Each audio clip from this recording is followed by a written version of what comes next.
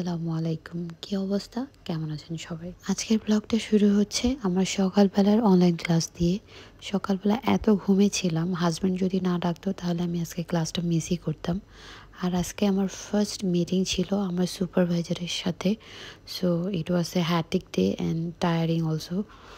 But class শেষ করে সেই লং একটা ক্লাস ছিল, যে ক্লাসটা অলমোস্ট 1.5 hour লেগেছিল শেষ করতে। সো অনেক নোটস, অনেক কিছু কনভারসেশন হওয়ার পরে আমি একটা কফি বানানোর সুযোগ পেলাম, কফি পান করার সুযোগ পেলাম। সো দুইজনে মিলে আমরা খুব মজা করে কফিটা পান করলাম। আমার চা কফি এই দুটো জিনিস খুব আয়েশ করে আরাম করে খেতে ইচ্ছা করে।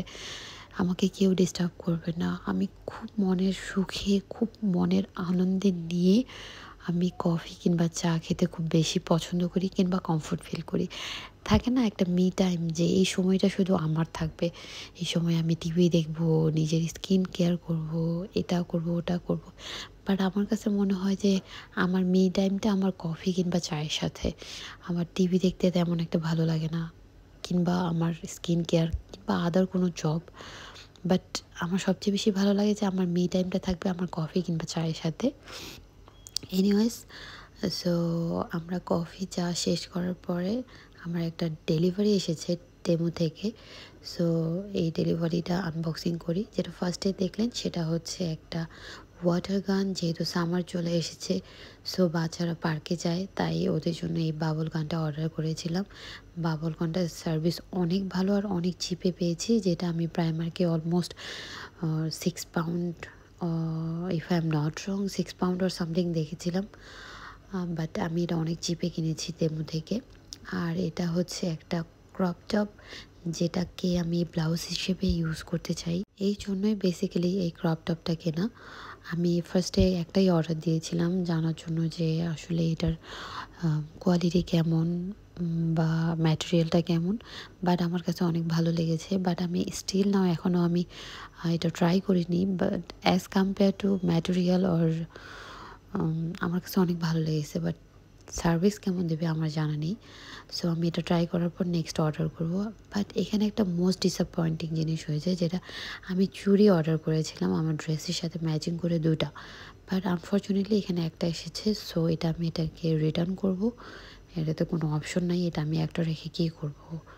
বাট প্রাইস অনেক হাই ছিল অ্যাজ কম্পেয়ার টু বাংলাদেশের চুড়ি। আর এখানে আমি একটা 9 কেকের টপার অর্ডার করেছিলাম আমার ছেলের বার্থডেতে। আমি এই টপারটা ইউজ করতে পারবো। আর এখানে কিছু কেক বোর্ড অর্ডার করেছিলাম, যেটা আমার খুব দরকার ছিল। আমি এখন ছোট ছোট কেক বানাচ্ছি, সো এটার জন্য আমার এই কেক বোর্ডটা দরকার ছিল। আর এটাও হচ্ছে একটা কেক টপার, কেক ডেকোরেশনের জন্য ইউজ করব, যেহেতু এই মাসে আমার অ্যানিভার্সারি। সো এবারের অ্যানিভার্সারির কেকটা আমি নিজেই বানাবো। আর ভাবছি যে এটা খুবই সিম্পল একটা বেস কেক বানাবো, এটাতে তেমন কোনো ডেকোরেশন করব না। আর এই যে এই টপিংগুলোও, এই টপার্সগুলোও অর্ডার করেছি তেমু থেকে।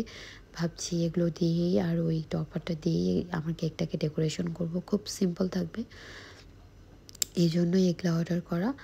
আর আমি মোস্টলি এখন টেমুর কাস্টমার, খুব লয়াল কাস্টমার হয়ে গিয়েছি। টেমুর সার্ভিস অনেক ভালো, আর জিনিসগুলো কিনেও আমি satisfied, highly satisfied. But sometime like এই যে আমি স্ট্রেনারটা অর্ডার করেছিলাম, এটা আমি লার্জ অর্ডার করেছিলাম, বাট এটা আমার হাতের সমান এসেছে। এটা খুবই ডিসঅ্যাপয়েন্টিং আমার জন্য ছিল। আমি খুবই আগ্রহের সাথে অর্ডার করেছিলাম, হ্যান্ডেলটা খুব ভালো লেগেছিল। বাট আমি এটা রিটার্ন করব। আর এই যে এটা হচ্ছে টি বক্স অর্ডার করেছিলাম, বাট অনেস্টলি স্পিকিং এটা আমি দেখার পর অনেক বেশি শকড হয়ে গিয়েছি, কারণ ছবিতে যেমন দেখাইছে তেমনই, কিন্তু এখানে আমি কোথায় টিটা রাখবো। আর এখানে আমি টি ট্রাই করে দেখেছি, টি রাখার কোনো স্পেস হচ্ছে না। আর এটাকে এইগুলো যদি ব্যারিকেডগুলো যদি খোলা হয়, তারপরও আমার কাছে রাখার পরে ভালো লাগছিল না। আর কেমন যেন কনজাস্টেড কনজাস্টেড মনে হচ্ছিল। আর এই যে উপরের পোর্শনটা দেখছেন, যেটা ভিজিবল দেখা যাচ্ছে ট্রান্সপারেন্ট, সেটা হচ্ছে ব্রোকেন আসছে।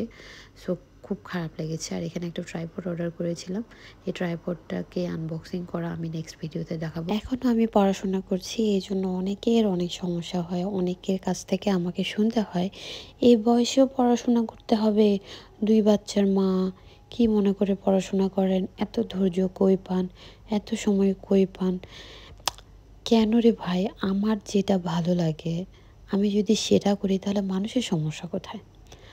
আমি যদি পড়াশোনা করি, আমি যদি হেডেক নিতে পারি, তাহলে আপনাদের প্রবলেমটা কোথায়?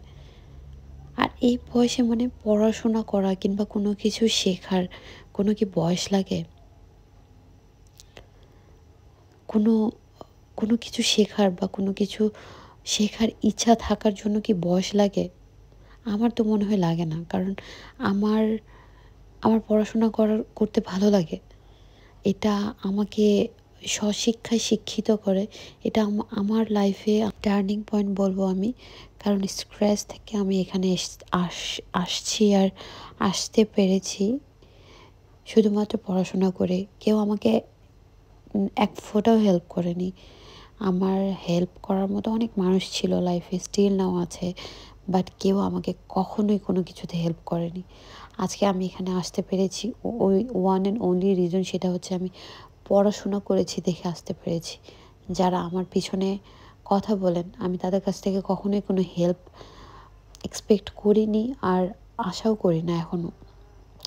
আমি তো কখনো কাউকে বলিনি যে আমায় আমার জব, সংসার, পড়াশোনা, বাচ্চা করে আমি টায়ার্ড হয়ে গিয়েছি। কেউ আমার বাচ্চাগুলোকে একদিন দেখুক, আমার ভার্সিটিতে যেতে হবে কিংবা জবে যেতে হবে কিংবা আমার অনলাইন ক্লাস আছে, কিংবা আমার রিসার্চ নিয়ে কারো হেল্প লাগবে।